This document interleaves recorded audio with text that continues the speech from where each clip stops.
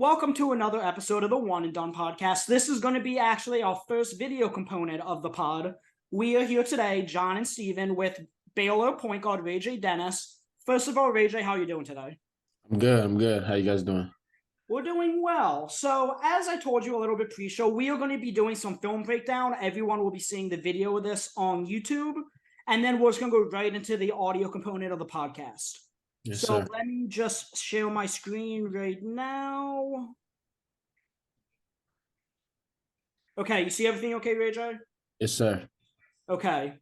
So, do you remember this game? Number one. Absolutely. Okay, so to give some context, you were playing for Boise State at the time. This is before you transferred to Toledo and obviously Baylor.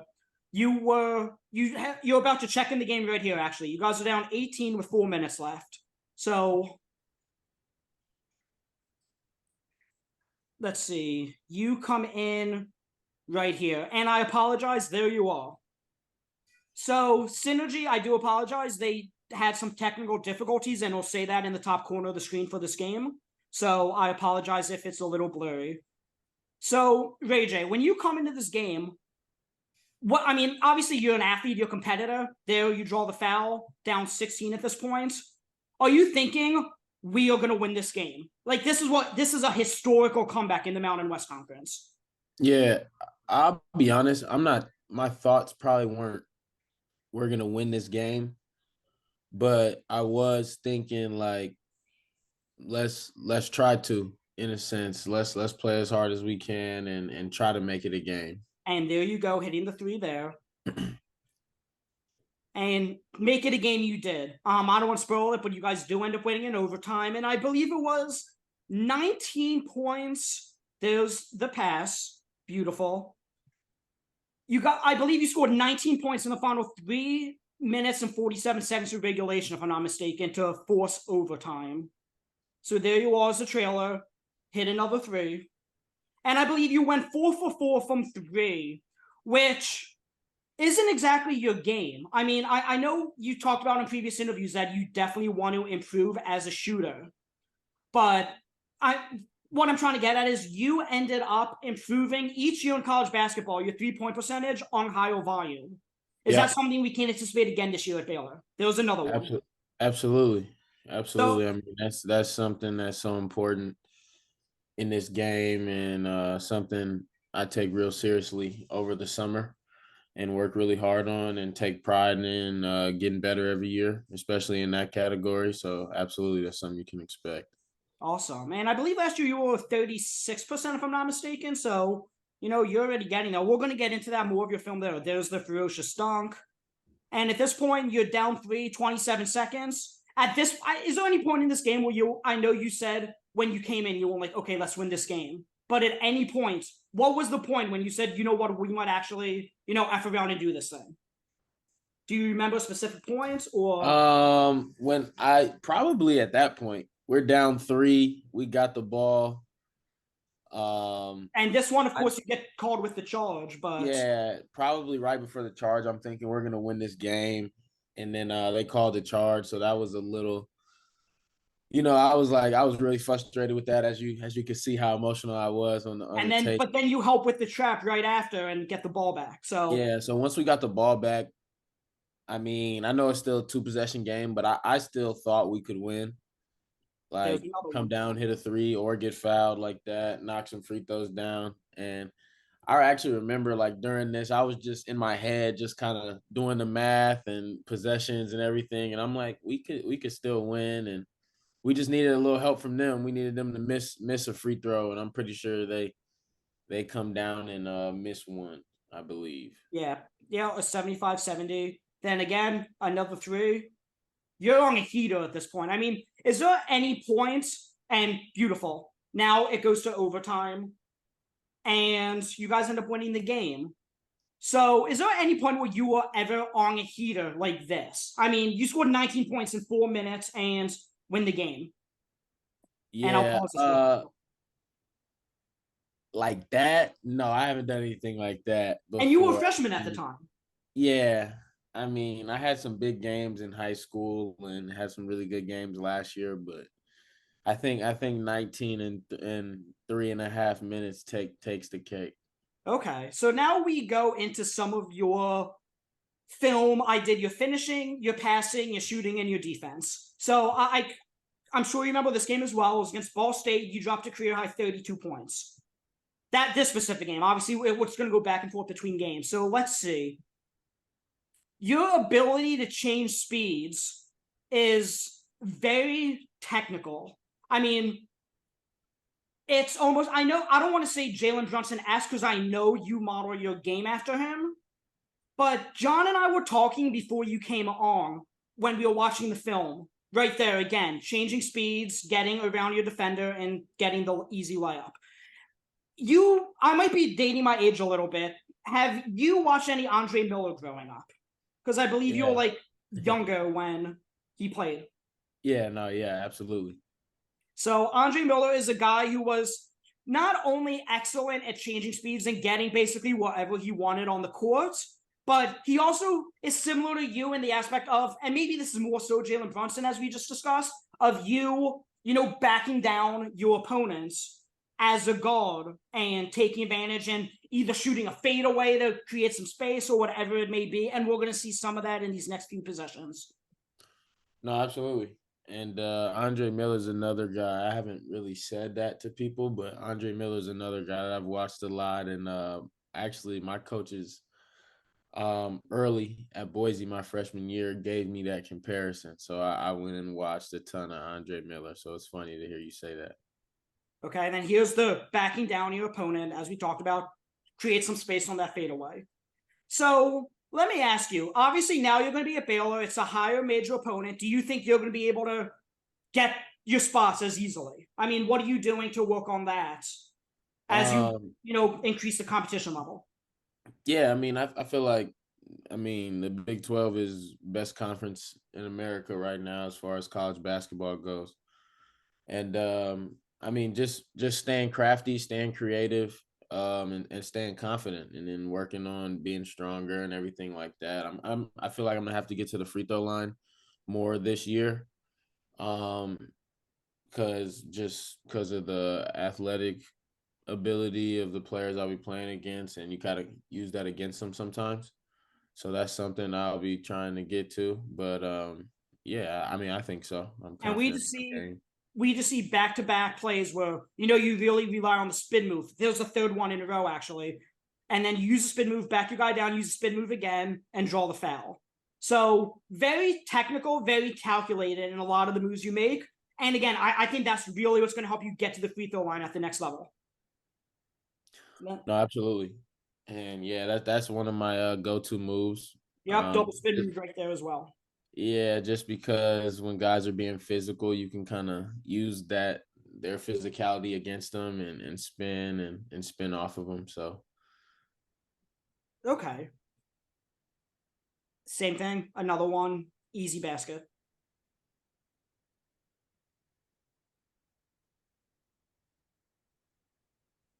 So I think the biggest key, and I probably just reiterated this, is just your ability to create space between the spin moves, between the fadeaways, the backing down.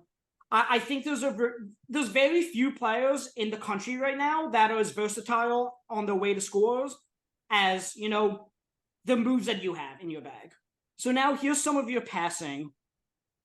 yeah, and this is the part I pride myself on about my game probably the most, because I know how important it is.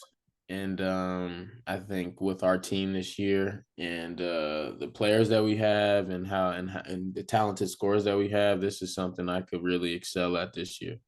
Absolutely. And I believe you were actually 10th in the country last year in turnover, assist to turnover ratio, which I know Ty Jones is another guy you pride yourself after. That's where you get that from. If you're going to model your game after any part of Ty Jones' game, it's the assist to turnover ratio. So there you go. Beautiful. To Cedric Milner, who's just signed a two-way with the San Antonio Spurs. Yeah. My guy. Then here you go. Beautiful pass to my guy JT in the corner. So let me see. There are a few passing plays I want to have you break down the defense. So let's get to those real quick. You have JT out, swing pass, wide open through. So obviously JT and Milner, both phenomenal shooters. Right. Overall, like they're all world type shooters. Again, there's JT again.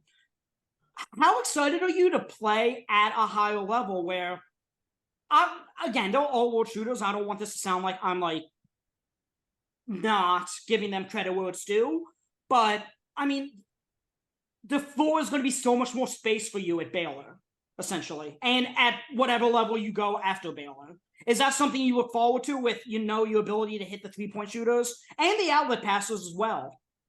Yeah, no, absolutely.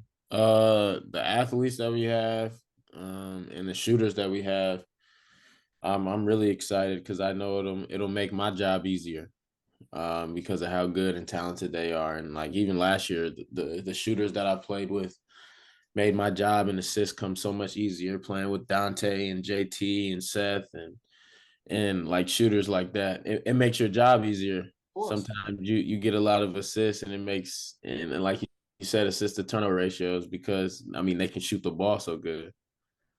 And again, you hit the shooter in the corner.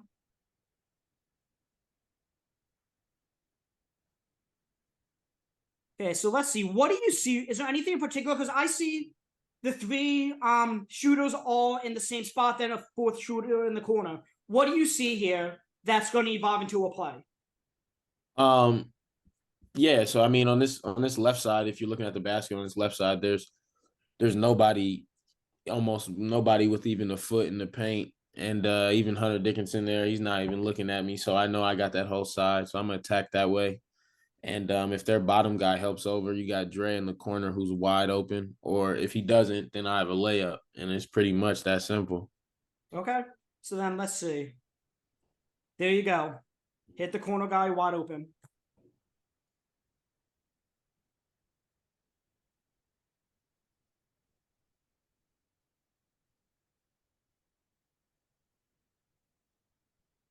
Okay, what about this one? Is there anything that sticks out?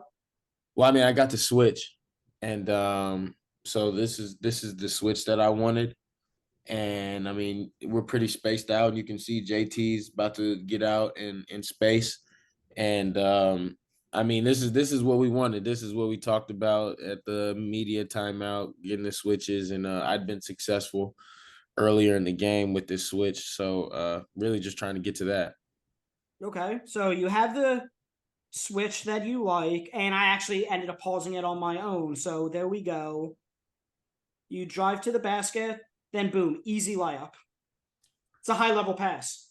Yeah, I mean, and just because, like I said, getting to that switch caused the defense to just look at me so much and be concerned about what I'm doing that Ra was able to get an easy layup. And then same thing here. You have basically two shooters in each corner. Yeah, right here. And it looks like that's Kobe. Is that Kobe Buffkin on you? Or? Yeah, that's Kobe. That's Kobe guarding me. And right here into the half. Me and JT are about to play a little pick and roll action. And we know that Hunter Dickinson, uh, he's good in drop coverage and he's so big. So we wanted to space him out and make him guard the pop and a fast action. So JT comes up and sets a quick screen and I come off of it and just it's simple. Like I said, it's simple. Like I just give JT the ball. He can shoot it so well. So he makes my job easy. Okay, so we see JT in the corner right here.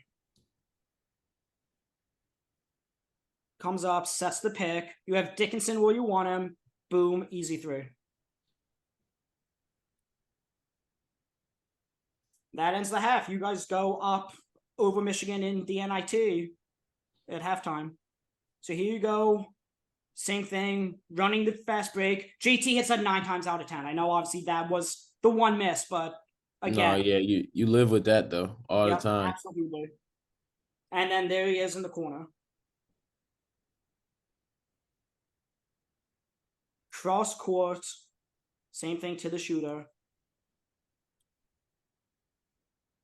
Then I put in some of your shooting. I know we talked about it a little bit with Boise State, with the Boise State film in terms of you just needing to improve every year, just with your offseason work ethic. And Yeah, so here's some film where either you hit the three or you get a beautiful shot where, with a little bit more consistency, you will continue to hit them, and that'll unlock your game even more. That'll open the passing. That'll open every aspect of your game even more. The bigger, obviously, already a threat to shoot now, but look, beautiful step back.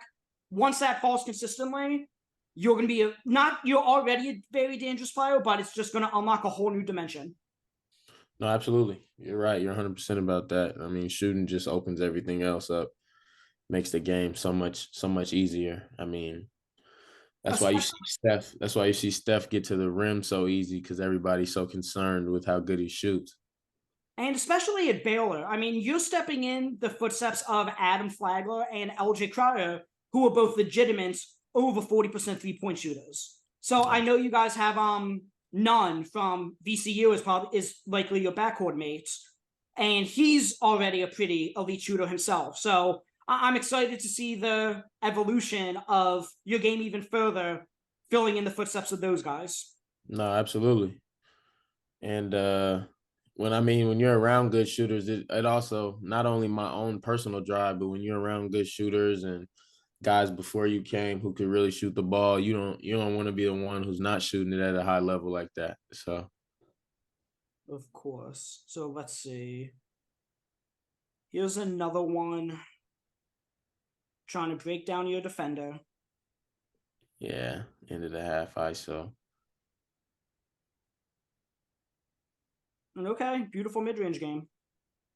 Little Drew Holiday in there as well.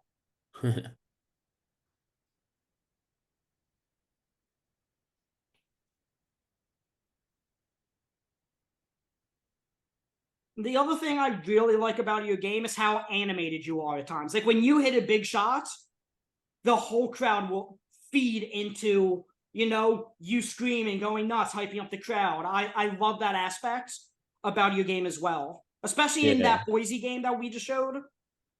You are animated.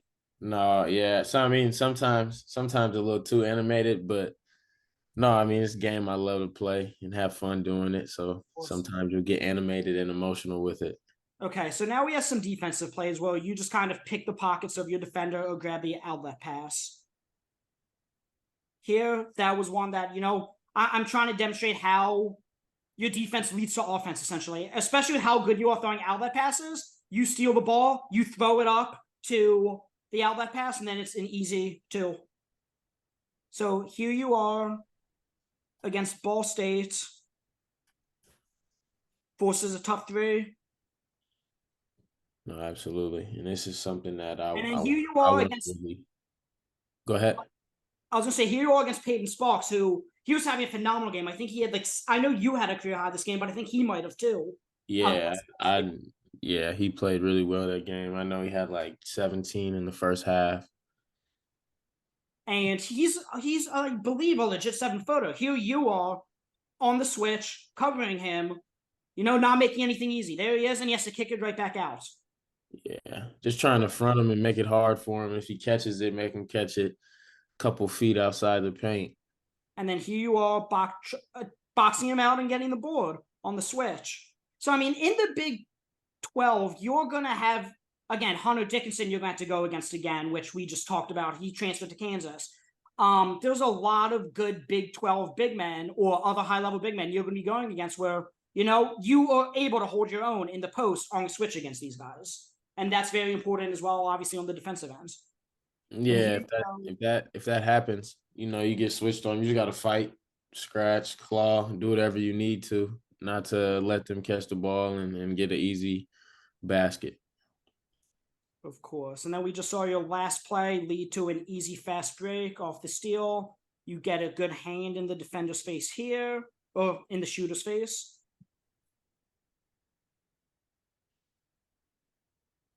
Here you are, down low again, get the block. And then I believe it's the next possession, or within the next 2 minutes, you get another block in that same game. Yeah, just not want to get scored on. Don't want to let up easy baskets. We're up big right there in that game. and it's the beginning of the second half, and you know how games can switch, and it's a game of runs. So starting the second half, you just don't want to give anything up easy and give that team some momentum and confidence. Absolutely.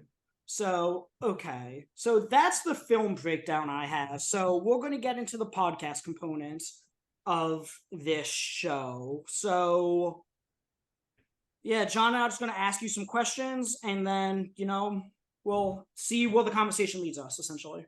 Absolutely.